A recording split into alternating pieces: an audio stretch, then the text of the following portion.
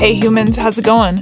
Susan Ruth here. Thanks for listening to another episode of Hey Human Podcast.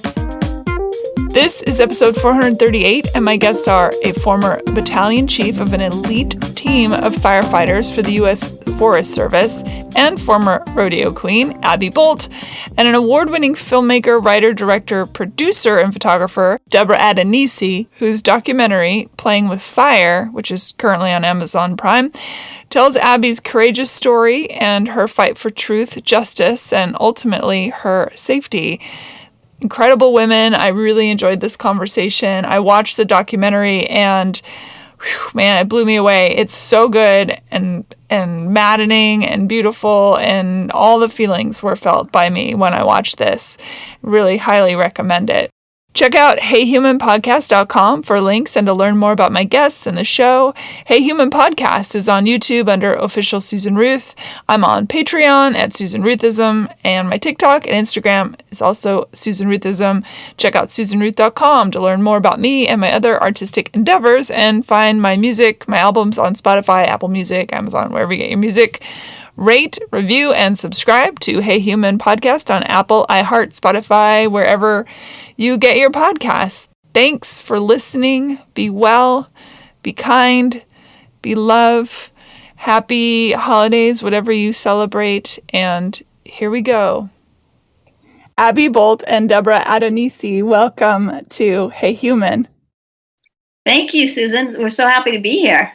And shout out to Brad, who connected us. Yeah, Brad Kopanik, who's one of our producers. He's a great guy. Oh, he's lovely. Yeah, I've known him for a few years here in California, and he's wonderful. In fact, he's introduced me to so many people to be on the show. It's been really lovely.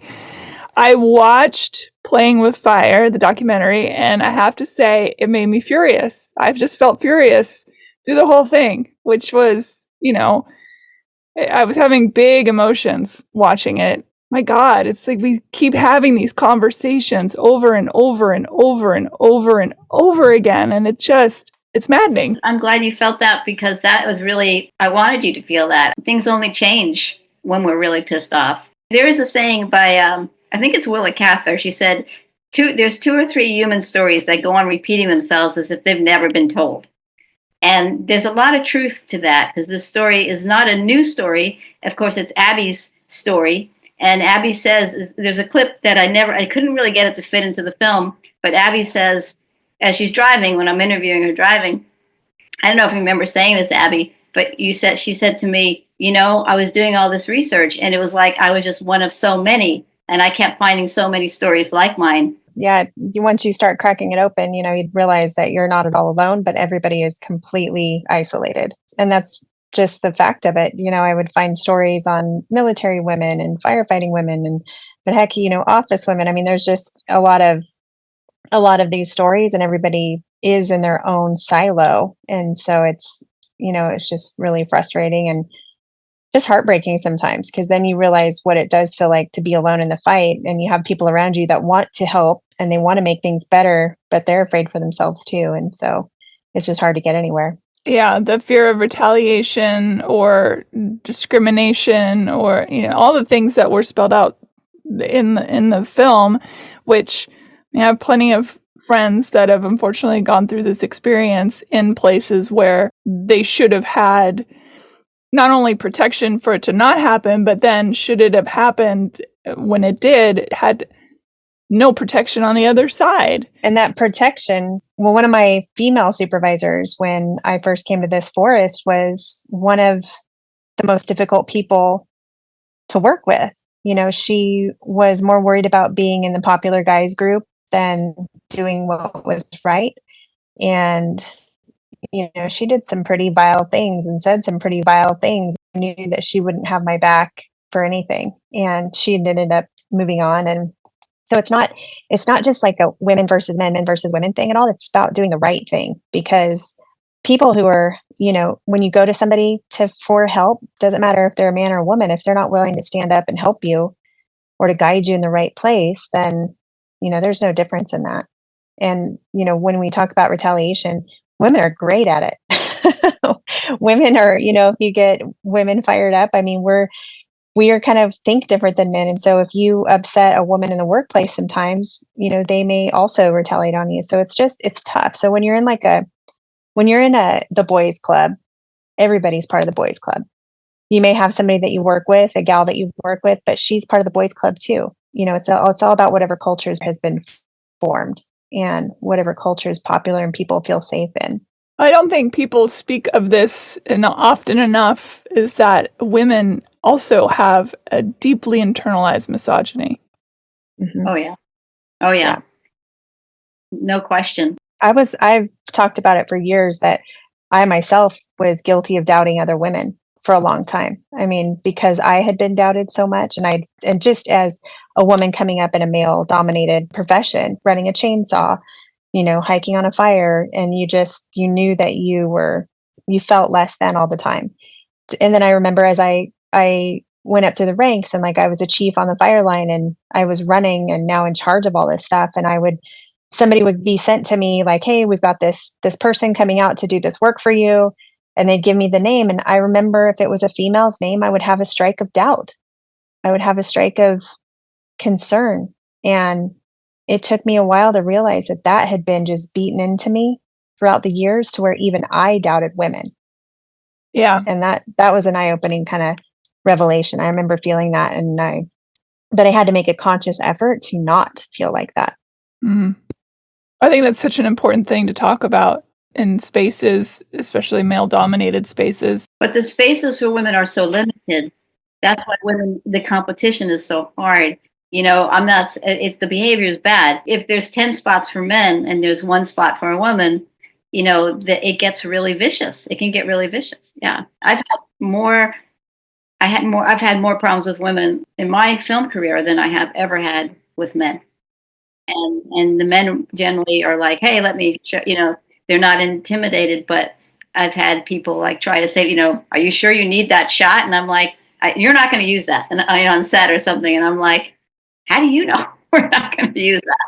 I don't even know if it's, and the whole point of filming is to play, right? And so you're playing, we're trying things. One of the reasons I think this happens is that the opportunities are much less for women. And so the competition is just a lot harder, and that doesn't make it right. But culturally, maybe it's worldwide, but it's especially in American culture that there is this thing that's drilled into us from a very young age that we're sitting at a table where there's not enough for everyone. And so there's this scarcity mindset that then causes this insane, I've worked in corporate culture where women who were my superior, God, they were terrible.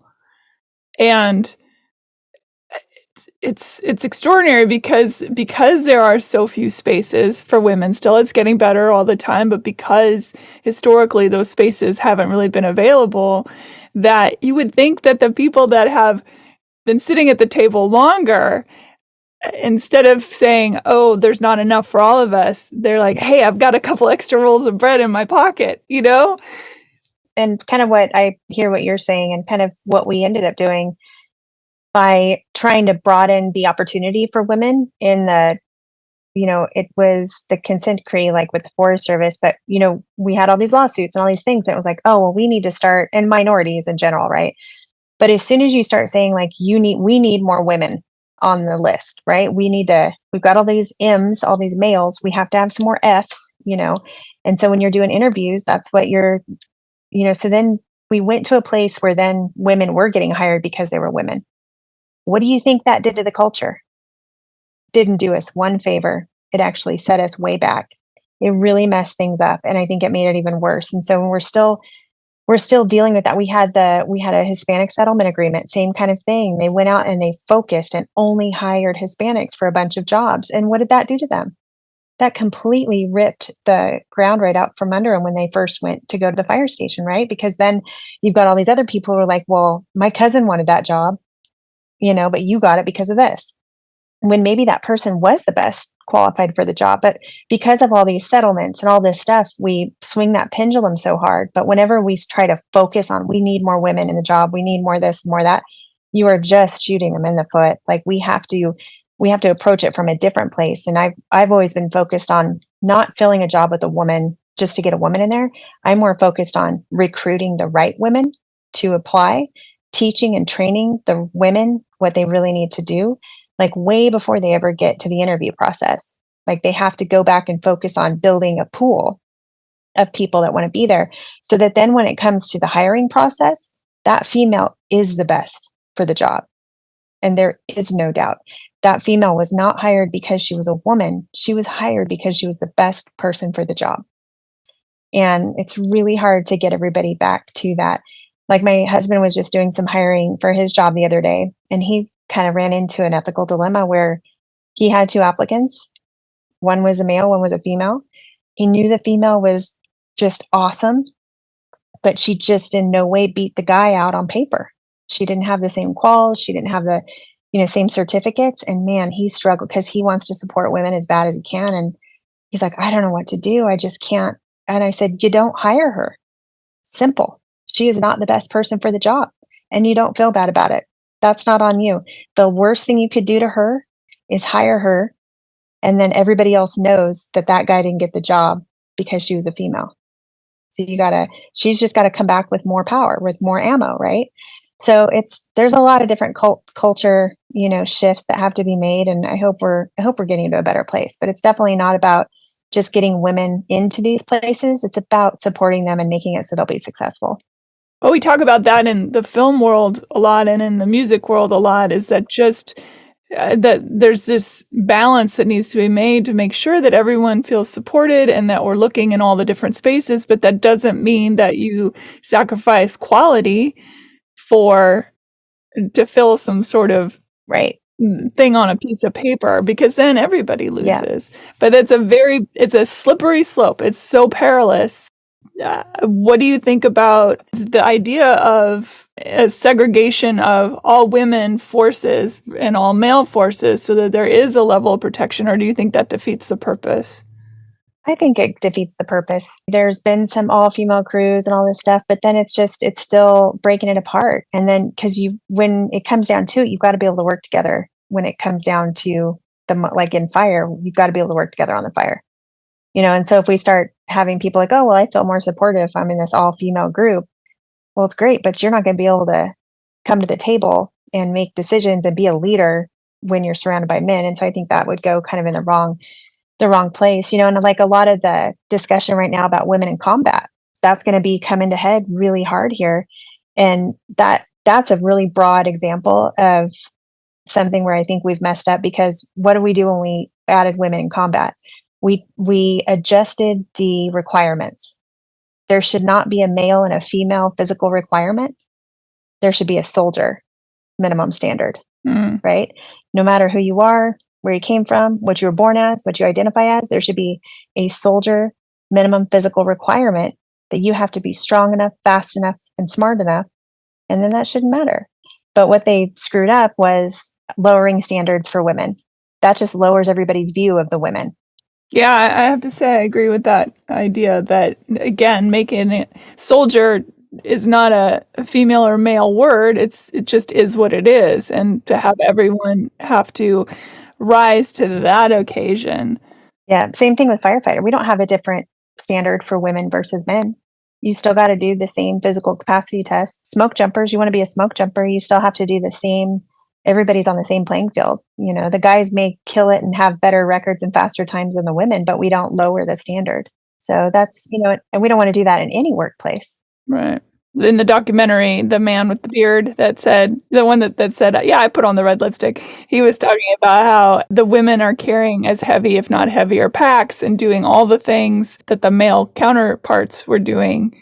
And I thought that was a really important point to make. Yeah. And we're not built the same, so it's just like if a guy wants to come work in the nail salon, right? And maybe he's not used to doing, finicky things like nails, but he's decided that's what he wants to do. And he's surrounded by these women with nice little dainty hands that can paint all these beautiful things. And it's harder for him. And he has to learn to do it differently and to do it so that it works for him, right? So he has to lift a different kind of weight than those other women he's sitting next to. Totally terrible example, but you get what I'm saying, that it goes either way. You can't make the job fit the person. The person has to figure out how to make it work. Yeah.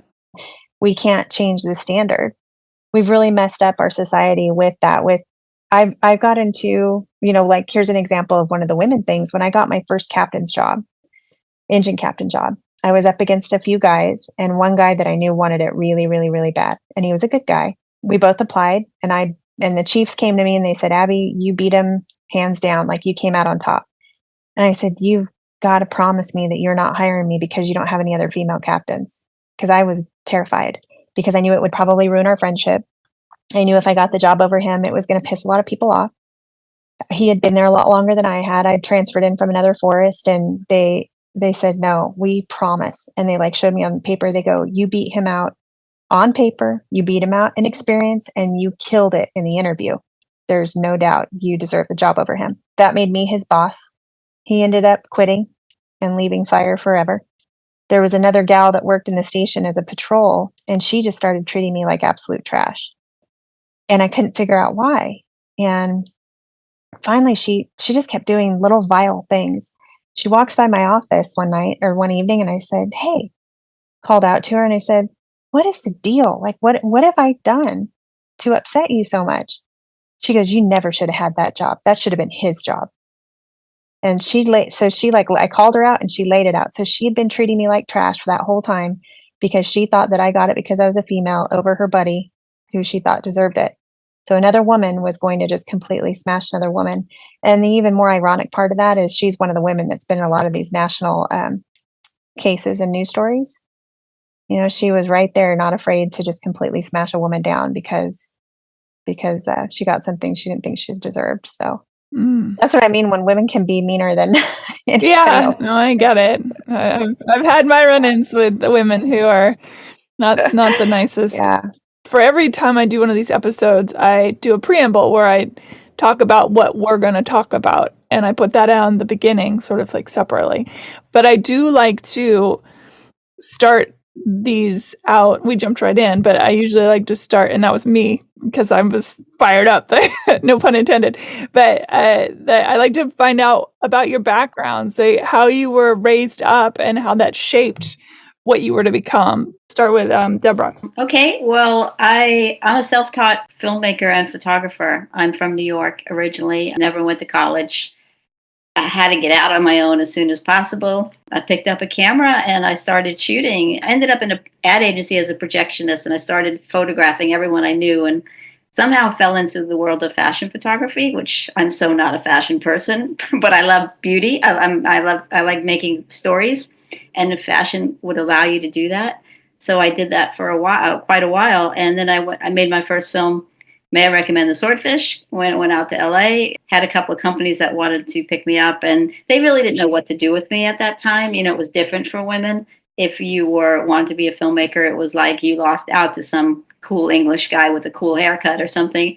Even though I do documentary, I don't see myself as a documentary filmmaker. To me, it's all film in the sense, people ask me often, how can you do both? Because I have a short film called Snail, where the guy takes all the qualities of a snail and he falls for a woman who has all the qualities of a hummingbird, and it features Brendan Hunt from Ted Lasso, which I made years ago.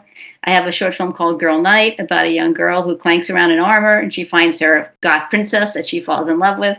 So I like stretching the imagination as much as I can. I fell into making this documentary. I was invited up to a gathering in Yosemite with some women, some friends of mine, and they were talking about what was going on, and they were like, we got to make a documentary about this. And I was the only filmmaker in the cabin. So everyone looked at me, and I'm like, okay. There was another main character that we had at the time. And anyway, she dropped out, and we had raised some money on a Seed and Spark campaign. So I didn't have a main character. So I was like, we need to either give all the money back. We raised about $10,000, or I need to find a main character. And I had seen Abby out there, and I thought, boy, she's amazing. I would love to tell her story. So I reached out. Abby said yes, and that's sort of how it started. And it was about 6 years we photographed. And the Florida stuff, I went down there with just one assistant. I shot most of that. Sam Amin and myself, we shot most of the film. We shot the film. So I did all that Florida stuff, and Sam did a bunch of stuff up on the ranch because we didn't have any money to pay him. So I got him like for a couple of days. It was very low budget. I ended up editing the film because we didn't have any money. I didn't plan on editing this movie. It's been a real labor of love, but I'm a better filmmaker because of making it, and I've learned a lot. And shooting, I often refer to it as making this movie was like learning a new language. Because the world of fire is so different than the world that I've known, and so I've learned a lot. And Abby, allowing me access to her life and her family and her mom. As soon as I met her family, I was like, this is a family drama. Actually, I wanted to make a film about the ripple effect of trauma and how everyone's affected. I didn't want to make a story about rape, and I didn't want to give anybody any I didn't want to focus on a terrible predator. We start out with it. And then we go into Abby's story, basically, which I thought was a much more interesting way of telling it than focusing on the event itself, We have a great team. It's been a lot of fun. I'm always amazed at how much this film affects people. And it's a great honor. Literally, I tell people, I show them the trailer, and a woman will always turn to me and say, that happened to me. Yeah. And, it's just got to stop happening. It just has to stop. Yeah. Yeah. Yeah. Abby?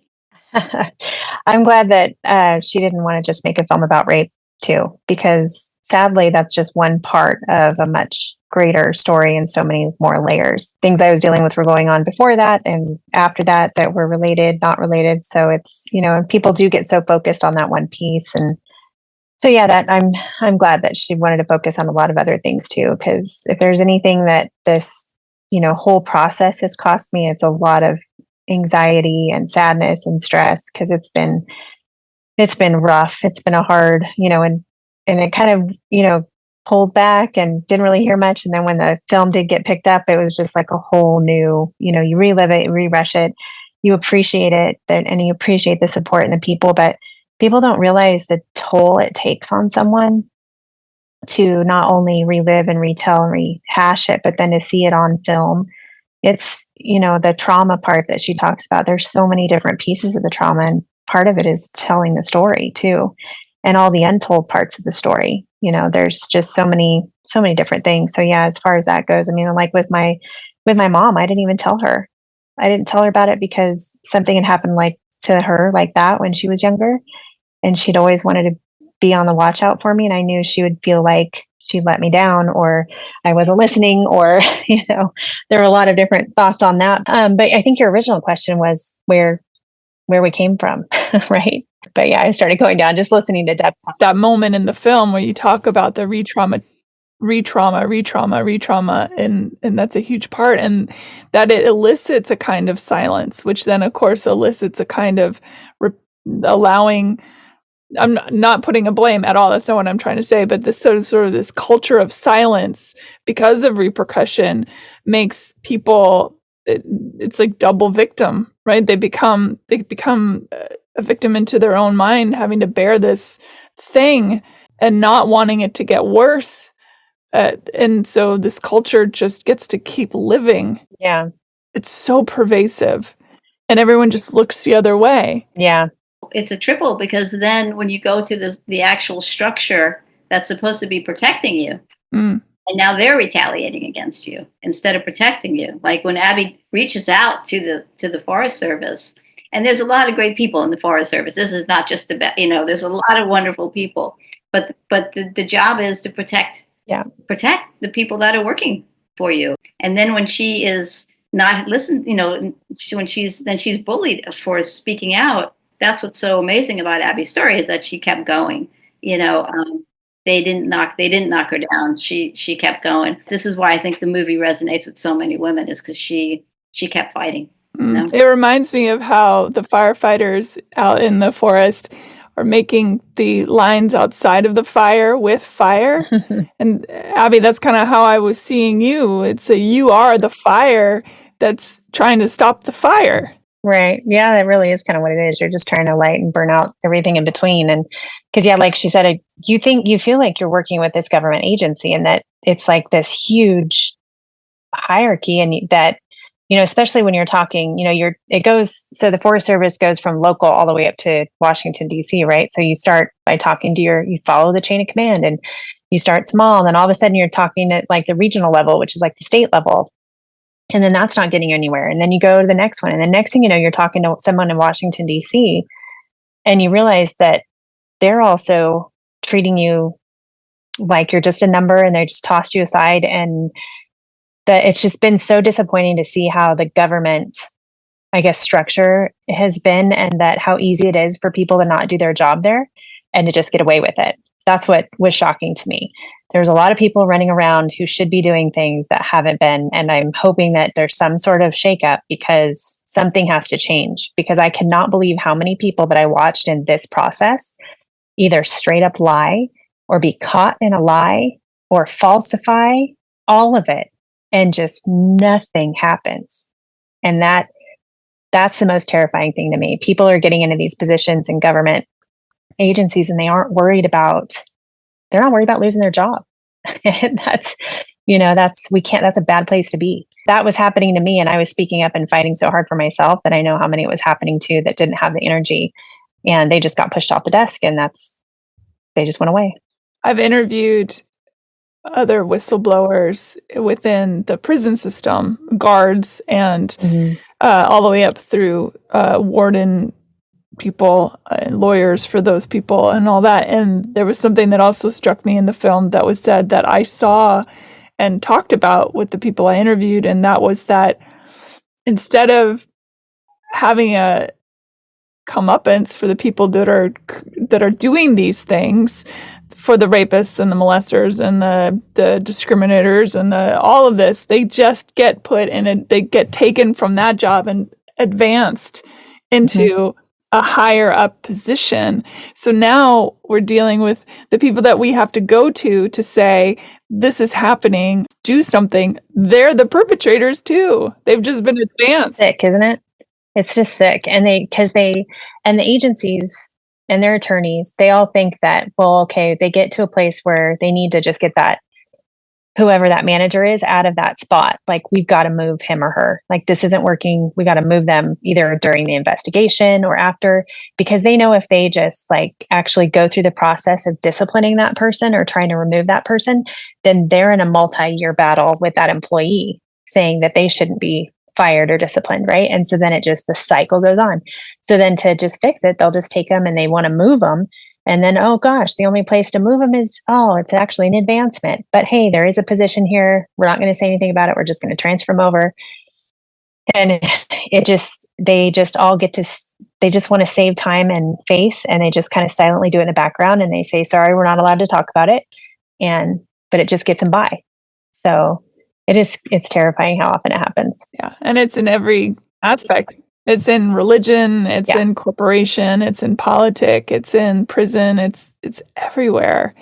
Yeah. And it's very hard to root out that kind of cancer, because that's just all it does is giving it free rein. Working for a private company now, working in the private industry, it has been pretty impressive to see like some things come up, and doesn't matter what level that person's at, they're gone.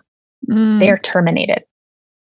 And everybody's jaw drops and their eyes are wide, and it's like, oh my God. But you know what? Everybody acts better because of it. And they see that because you're an at-will employee, and you can be, if you're not unionized, which not part of the company is, but then there's a lot of us in management that aren't. And there's certain zero tolerance things that if you cross that line, they just fire you. That's all there is to it. They're not worried about a lawsuit, and so there's something to be said for that, because that's what in these government agencies, you do have all of these rights to protect your employment, which in some cases is very necessary. Absolutely. But then you have people that are getting away with it, and they just shuffle them around, and they just keep making it easy. And then by the time that case even gets handled, that position that's overseeing that case has probably been swapped out 2 or 3 times. All right, let's talk about your childhood growing up. What was that like? Oh, yeah. Well, I'm there now where I grew up at. But yeah, I mean, that's what I love, how she highlights mom and dad in the movie, because they are the salt of the earth people that raised me.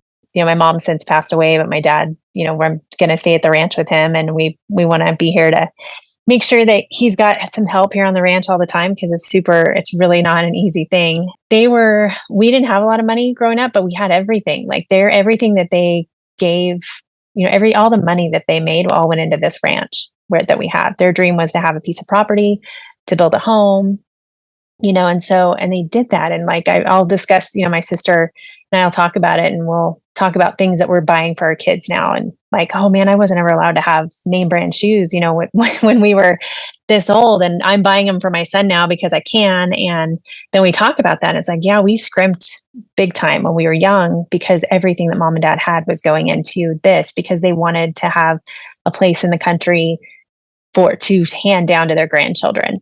And they accomplished that. And I remember mom would say, because I'd be like, Mom, why can't we go, camping like so-and-so does? Or why can't? And she's like, you're in it.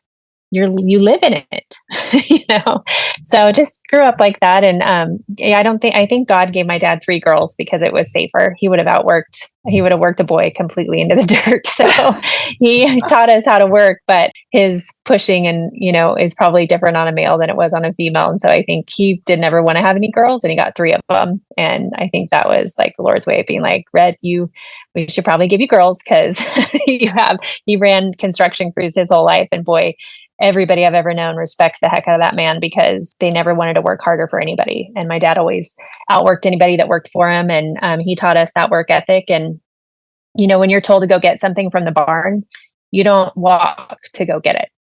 You run to go get it. And not because my dad ever had to yell at me or ever had to discipline us. We watched him work. And that's how we knew we were supposed to work. So it's in my cousin. I have a male cousin, Eddie, same way. He grew up his first job was with my dad working on a construction site. Same thing. If my dad said, hey, go grab that, it was never a walk. It was a sprint. And it wasn't because you had to, it's just because you felt like that's the work ethic that you needed to meet. So it's just different like that. And then I've got my dad who's just a roughneck, and then my mom, super smart. She was always frustrated with my dad because he had terrible grammar, and she was a, complete grammar geek teacher. And she would just go crazy whenever he would, she always correct him. If he said, ain't, she was like, isn't, it's just constant, but it was just kind of their thing. Dad he's not a very good speller. Mom is a brilliant writer. They were just quite the neat opposite. And she's a teacher, and she was a union president, and I always watched her fighting for what was right, and always went to the meetings where she fought for what was right. And people would have a problem and they would go to my mom because they knew that she would go and say something about it for her. And I think I grew up watching that, and I knew that was what was supposed to be done. So my dad's he's the kind of guy that is like the one that if you do something wrong, he'll fire you right there. And it was funny growing up as in the Forest Service and becoming a supervisor and all that. And I would tell him stories, like, oh, I got this guy that blah, blah, blah, blah, blah. And Dad goes, why don't they just fire him? It just doesn't work like that, Dad. Yeah. He goes, no, I would just fire him. And then he would tell me all these stories about on the construction job site. He's like, it's too dangerous. You can't have them there. You just got to fire him. And so trying to get my dad to understand the government processes compared to private. But yeah, so I grew up with them and grew up in the film. My mom talks about that, she did have some experience doing some fire stuff when she was younger, and she did romanticize it and talk about it a lot. And that is probably what stuck it in my head. And so then when it came time to getting done with high school, not really sure what I wanted to do, and started taking some fire classes. And because when you look in the catalog at college classes, they don't look very interesting until you get to, some of the more non-traditional ones, and wildland fire caught my eye. And I thought, I'm just going to take that just to see how that is, because I graduated high school early, so I wasn't even old enough yet to actually be on a fire crew. But I started taking the class, and then as soon as I finished that, I got sucked in, and the rest is history. My mom never would tell me, oh, I don't want you to do this, or I don't want you to do that because it's dangerous. Her answer was always, I wish I would have done that when I was your age. She grew up on the end of where you had to wear a skirt to school, right?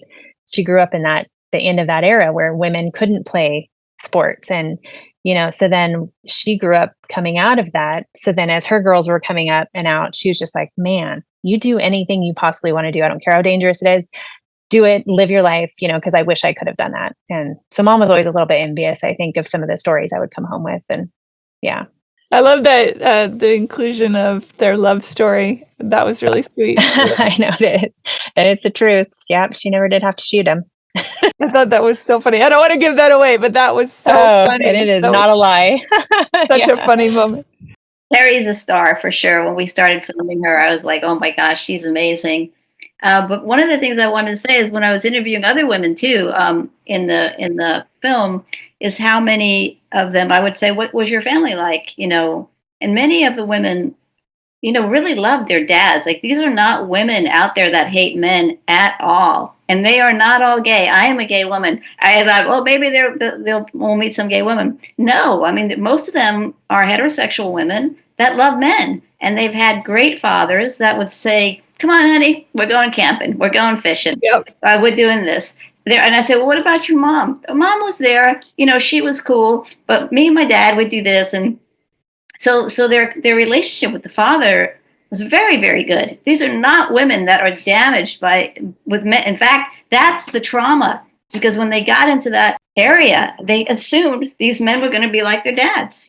Come on, let's do this, let's do that. And then when they started to get retaliated against, it's a real shock, because that's not how they expected it. They were raised other ways, and that was really fascinating to me, getting to know these women that are drawn to this, and they are so drawn to this profession. I mean, they are real lovers of the land, real stewards, really care.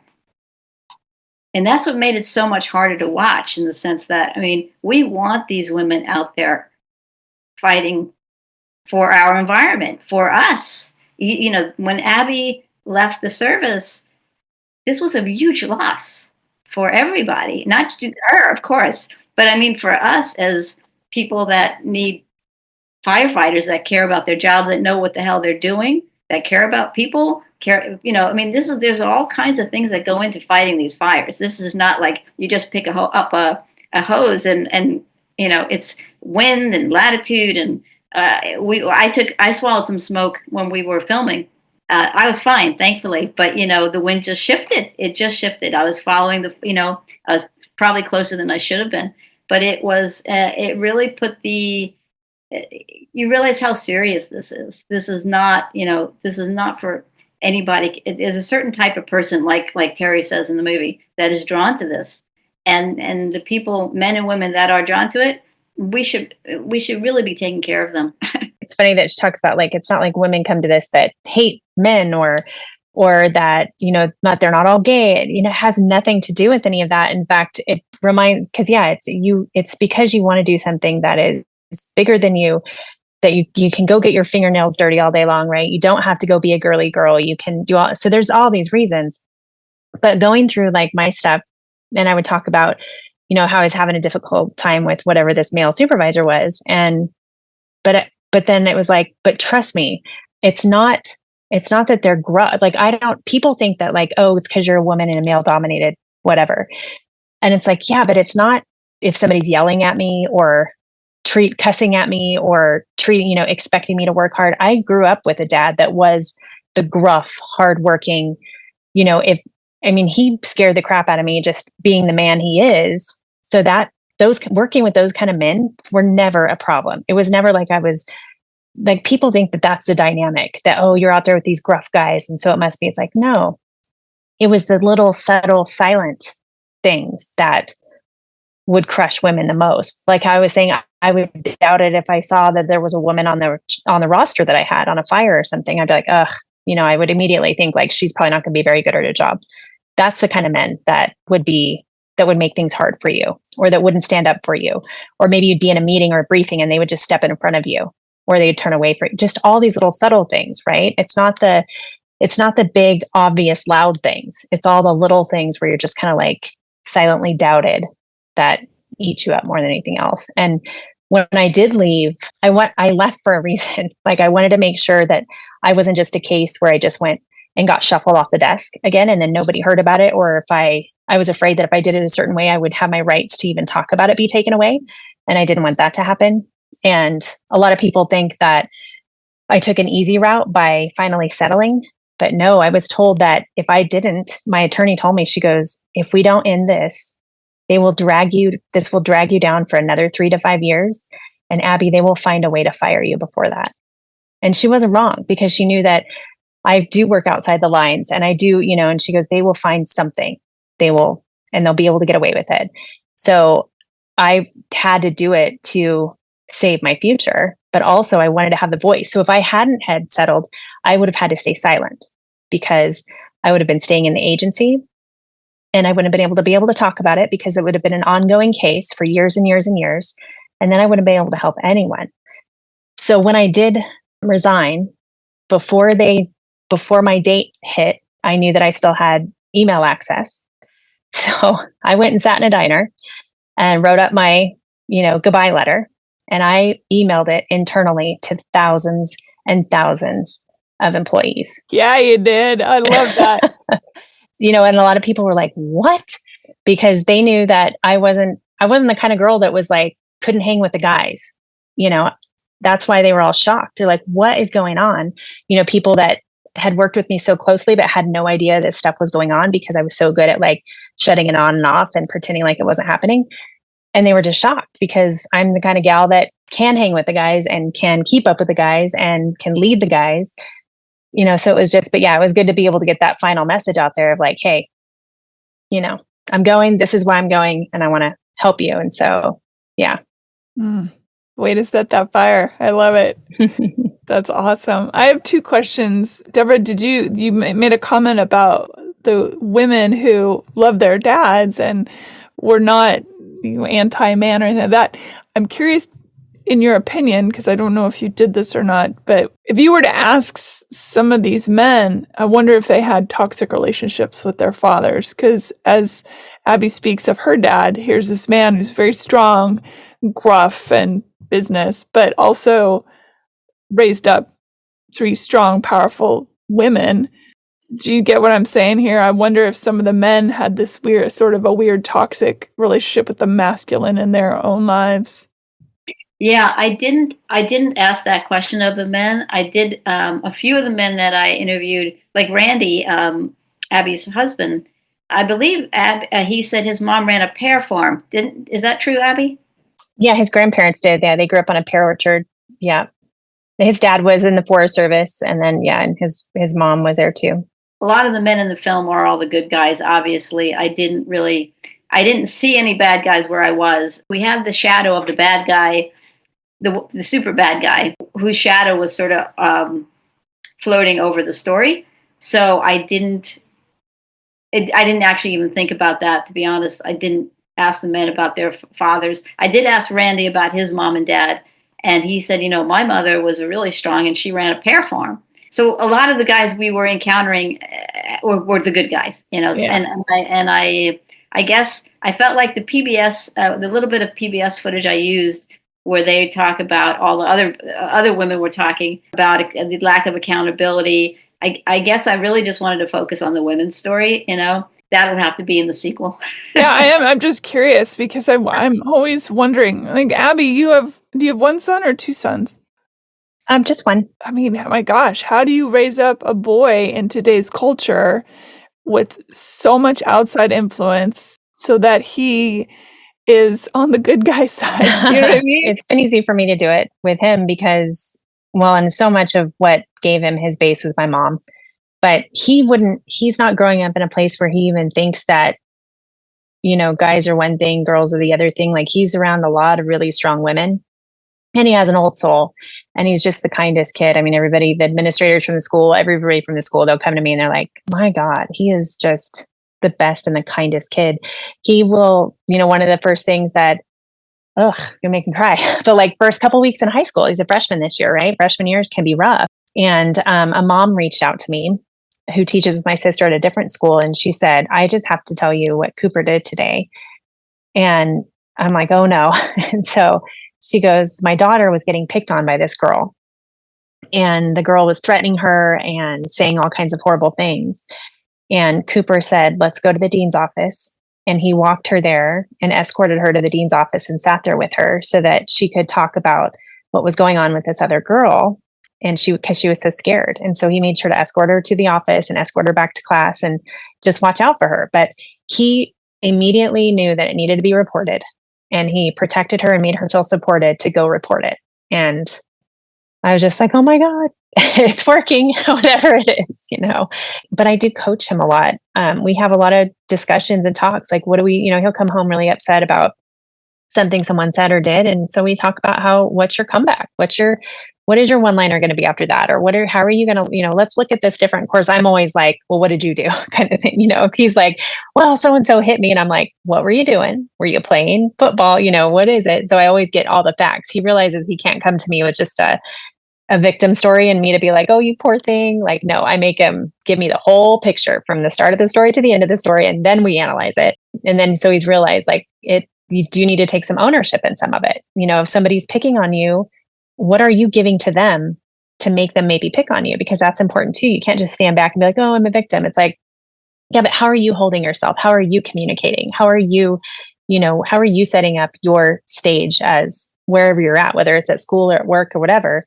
What are you doing on your side? So you can't it's definitely a two-sided thing. You can't just walk in and be like, oh, I'm getting picked on. You gotta hold your own too.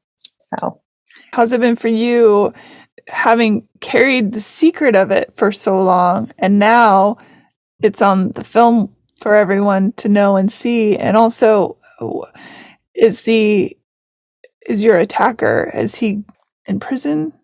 He's dealt with in Arizona. Yeah, with my son, it's been, luckily he wasn't really of internet viewing age when some of the news stories were coming out. But the last couple of years, now that kids have phones at school, kids will be like, hey, I saw your mom on the internet. And sometimes that can be really bad, right? I saw your mom on the internet. It's like, oh, good. But no, they'll be like, I saw your mom on the internet. And they pull up like a Dateline, news story. My kid sees me being interviewed by somebody. He watches interview other people. But he totally acknowledges and sees that I'm fighting for something and I'm fighting for the right thing and I'm speaking up and all of that. And so he's completely recognizes it for what it is. And so I've been really fortunate in that. But I also told him like, see, that's your mom. He, like the other night when I was speaking at the school board and basically telling them, that they were doing it wrong. But, I was speaking at the school board and I didn't even know he was in the room, that he'd finished soccer practice. And I turned and looked after I'd given my speech and he was sitting right there watching me. And I was like, oh, there he is. And we got in the truck and we left. And I said, well, what'd you think? And he's like, oh man, Mom, you really, you told him. And he was just like, how do you do that? And I'm like, I don't know, but I didn't even know he's always watching and you don't know he's watching, Yeah. But back to the attacker, if you will, it happened in Colorado, but there was a fire following after that I was at, and he all of a sudden started texting me and saying that he was going to be on the next fire. He just started acting like it hadn't happened and just started texting me like, hey, I'm coming to that fire. And it was just like the mind games that were going on. And I had a full on panic attack. Like I fell apart, and long story short, a friend of mine was there running a crew and I pulled him aside and he's like, what is wrong? And I told him, and I'm like, I don't know what to do. And I'm going through the police process right now. And I was just like totally in a fall through. And he goes, oh, don't worry.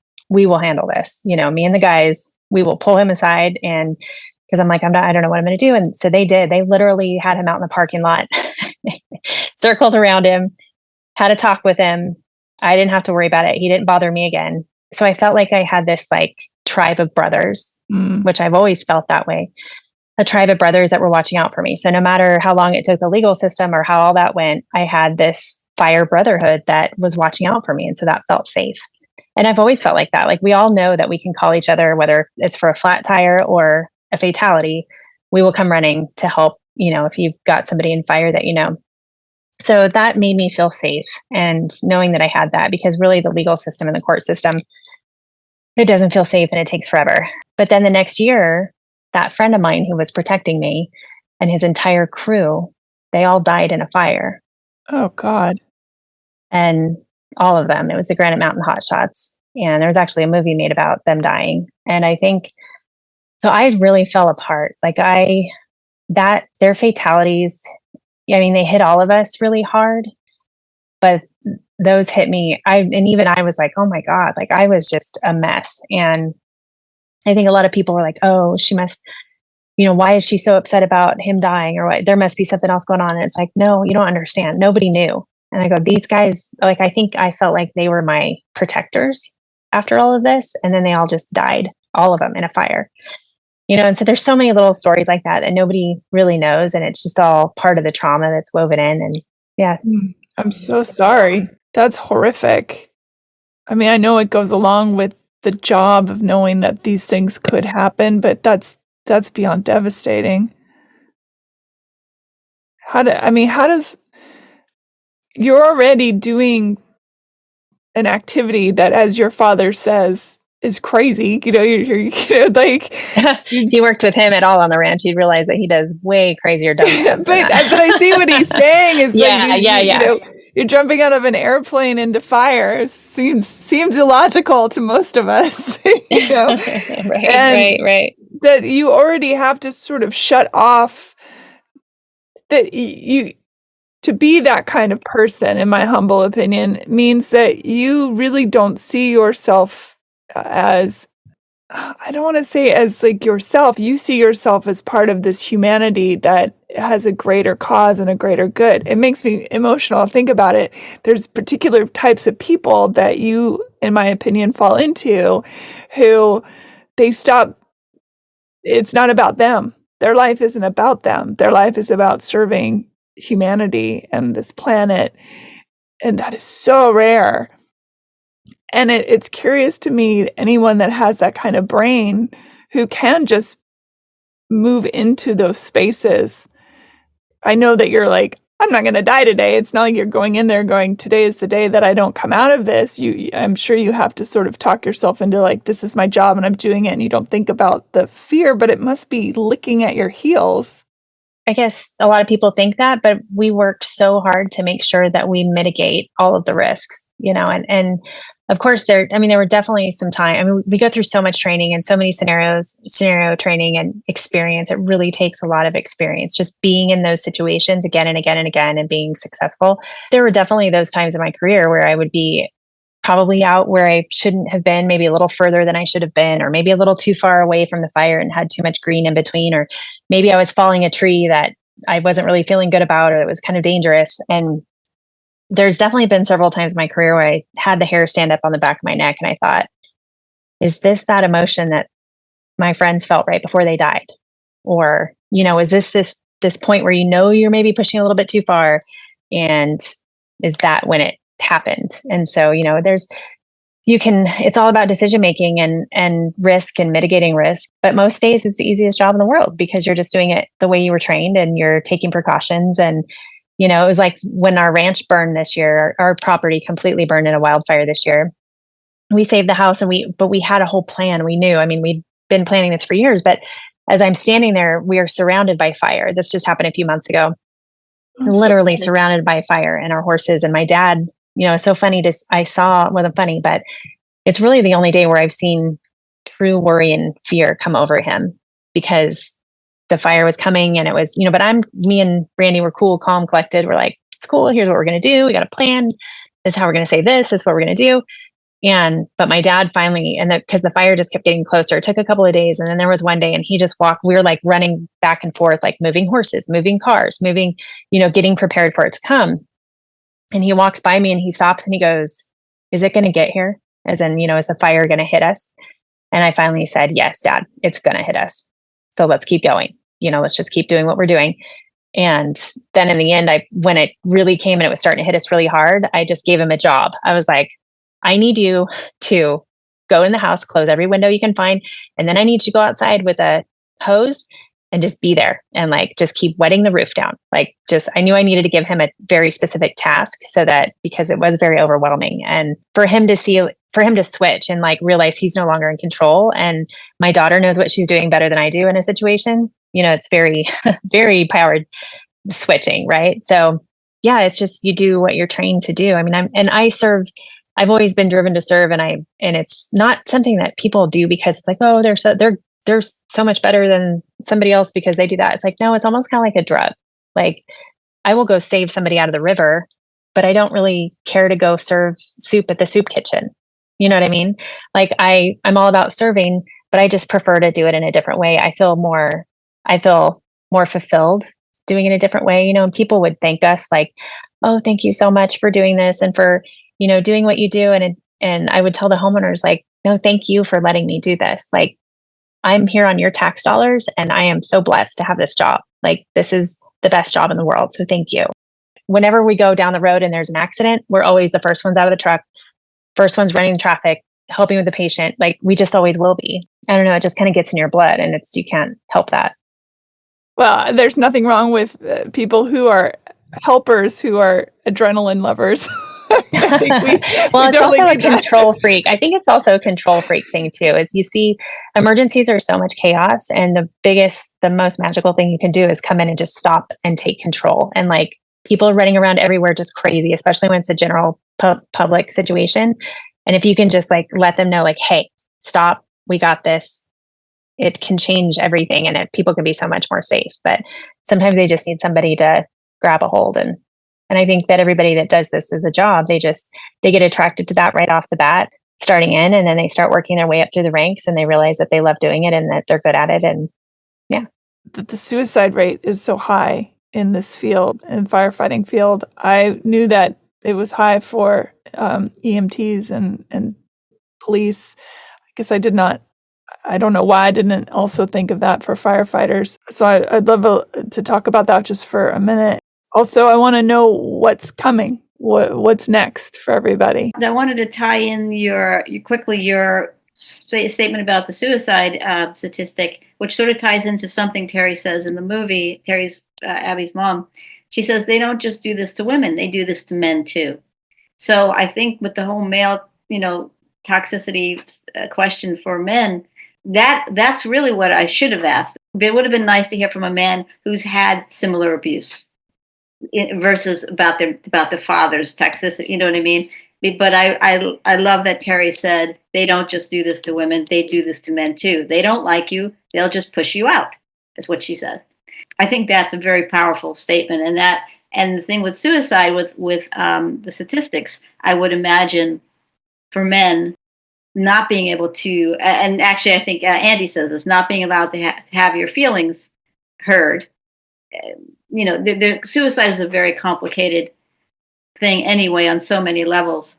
But the fact that these men and women are killing themselves at an alarming rate is absolutely horrible, and it just shouldn't happen. Abby? Yeah, I totally agree. And that's what, like my mom said too, and that's why I've always been not just about a he-she thing. It's because it's just happening to somebody that starts getting picked on, or you're the weak one in the herd, then they decide to start picking on you, and it can be really ugly. But the suicide rate, and that made me, I was thinking about that as you were talking, Deb, and my previous husband, we don't talk about it publicly, and I'm hoping so badly that one day he does, but he started going through some stuff, and it took us a long time to figure out what it was. He was in a very dark place, and a lot of details that I won't share out of respect for him, but it could have gone down a suicide path really easily. And a lot of that was because he was so afraid for people at work to know the mental state that he was in and with what he was struggling with, because he was so worried they would think he was crazy, and they would just write him off, or maybe take him off the job, or say that he was mentally unfit. So there's so much shame and fear that goes into when you are struggling with mental health, and because in these jobs, all of these high suicide rate jobs, they're not jobs, they're a way of life. People think that it's just your career, but it's not. It's who you are, and it's what you do. Like, we don't make widgets. This is like what we eat, breathe, and sleep. And so when that starts to get threatened and taken away from you, or, like if you're struggling with mental health and you're afraid if you go see a therapist, the guys are going to make fun of you, which that's how it was for a really long time, then people just go into a hole, and that's where they come out, and it can be terrifying. But I think we're getting to a better place where we are advocating for more, folks to get help with mental health. And we are definitely doing a better job of that, I would say. Yeah. It's these jobs where you have things that happen, whether they're your trauma or someone else's trauma. And we are professionals. We have PhDs in, being able to shut it off and turn to do something else. We can compartmentalize. We are masters, because you have to be able to take complete chaos and put that in a box, and then go over here and deal with this chaos and put that in a box. And I think it just kind of makes our minds and emotions ball things up so bad, and then they get to a rough spot and you don't want to tell anybody about it. And I think that's where we're losing a lot of people. Yeah. Oh, so what is next? Where is everybody going? And also, how can people see the documentary? Next for me, so I've moved on to, once I left there, I now work in the utility industry. I work in wildfire ignitions and prevention, and it's really a neat, interesting path that I stumbled into. And this company that I work for values and appreciates all of the experience that I came with, and the skills that I have and the knowledge and certifications that I have. They're kind of playing on all of those to help them basically not start the next wildfire, or to help them out figuring out why fires are starting. And so I really do feel like I'm making a huge difference. And it's just it's a really special feeling to realize that, and you don't find it until you're out and you're forced to find it. But when you're in these jobs, you're so afraid to leave because you feel like you'd never be accepted or appreciated anywhere else. You have these special skills and you're like, well, where else could I possibly apply these? If I leave this agency or this work group, no one else is going to hire me because there's only this one thing I know how to do, or that I'm certified to do. And turns out there is a whole other world out there that really appreciates our brains and our skills. And I was able to find that. And so I'm really excited about that. And so I love that job. And then other than work stuff, I'm doing a lot of advocating. I work with the U.S. Hot Shots Association that Randy is the president of.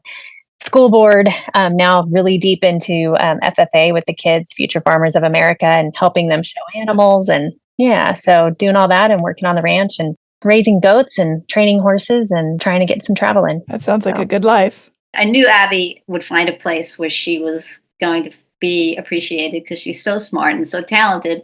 I'm so glad that she found that. I still say she and Randy are going to end up having their own show at some point. I'm sure of it. Right, Abby? I don't know if we have time, but maybe. It'd be perfect. So the film can be watched on, right now it's on Prime Video, which is Amazon. And we're working hard to get invited up to Amazon Prime, which is the subscription part of it. Right now we're on Prime Video. We're hoping to get invited up to Amazon Prime. So if you get to watch the movie, we'd love you to leave a review. That would be awesome. We've got some really good reviews up there. I'm moving on to two other projects. That one I've been working on for about 5 years. Actually, both for at least 5 or 6 years. So one's a scripted feature, and the other is a series for television. But you just keep going, basically. Yeah. And is there a playingwithfire.com? There's a website it's Playing with Fire documentary, I think is you'll find it. Yeah. I'll put links on Hey Human Podcast. I'll send you the links so that you got the, because it can be a little tricky to find. Yeah, perfect. Abby, what is, in your opinion, the leading cause of these wildfires these days? Is it human? Is it lightning? Is it electrical things going kaput like happened here in California? What do you guys see the most? Well, it's a complete clash of climate and what the climate's doing to the land and the vegetation mixed with humans. I mean, that's just hands down, right? 99% of our fires are caused by humans in some way, not somebody going out and lighting them with a match. It's cars, electric lines, weed whackers, lawnmowers. I mean, you got the whole gamut. Anything that really isn't lightning is considered human caused. It's real, and we are building homes further and further out into the wildland. That's a whole other thing that I've been advocating on lately is the wildfire insurance, trying to help some people with that because people are getting dropped left and right. And I don't blame insurance companies because how can they afford to keep rebuilding these homes? But we just have to find a different way to, one, build in a way that can be wildfire hardened, but then realize that the climate is changing. I don't care about the politics of it. I know that there is less snow at my house than there was when I was a kid, and there's more brush. It's just we've outmanaged ourselves in the forest, and we've let it grow too much. And Mother Nature has she's showing us, like, if you weren't going to manage it, I'm going to manage it for you. And that's what fires are. Because while fires a lot of big fires in the summer, they're human caused, sure, but that fuel is there and just waiting for it, and we've let that be there. We put the road in the middle of the forest, but then we didn't manage the forest to prepare for a fire. Human cause will always be the biggest issue, but we have to start adapting faster and faster to keep up with the climate. So yeah, something as easy as like dragging your chains. If you're towing a trailer, make sure your chains aren't dragging. Don't go using a gas powered lawnmower when it's hot outside. Like really basic things, put your campfire out all the way, not just to where it looks like it's out. Make sure it's hand feel it out. There are a lot of just basic things. And then, do what you need to around your property to make sure that it's protected if a fire does come, because there's no way we're going to ever be able to factor for all the human causes in this world. So just be smart. Yeah. We're in some interesting times, that's for sure. Yeah, I know. I mean, our whole ranch is black now. I mean, we did save a lot of trees. Because we managed the land, we have busted our butts forever and ever since I was a child, cutting and stacking and burning and cutting and stacking and burning. And you can see the difference where the fire hit at our house when it hit where we had been managing the land versus the government land behind us that was just so thick with brush you couldn't crawl through it. The animals couldn't even get through it. It was getting so thick. So the fire just took care of it. It's completely roasted and black now. So, I knew that would happen someday. I didn't want it to happen really in my lifetime, I guess. But at the same time, I'm glad I was here when it did, because if I hadn't been, the house and everything would be gone. Yeah, I'm glad that every creature, everybody safe and sound, all the horses and everything. Oh, I think we're missing about 30 goats or so, but I still like to think maybe they're just over the hill at somebody else's house. But all in all, we did pretty good. Yeah. Yeah. So scary. I appreciate both of your times. Thank you so much. Thank you for listening, everyone. And Deborah, thank you for realizing that this was an important story to tell and for making this film. Everyone should watch it. Playing with Fire. It's powerful. It's frustrating. It's powerful. Thank you. Well, we really appreciate you having us on, Susan. It's been great. I hope the word gets out about the film. That'd be great. Yeah, absolutely. Y'all take care of yourselves. Stay in touch. Let me know what you're up to. You're welcome anytime. So, bye. Thank you. Have a great day. You too. Bye, everybody. Rate, review, and subscribe to Hey Human on Apple, iHeart, or Spotify podcasts, wherever you get your podcasts. They're everywhere. Thanks. Bye.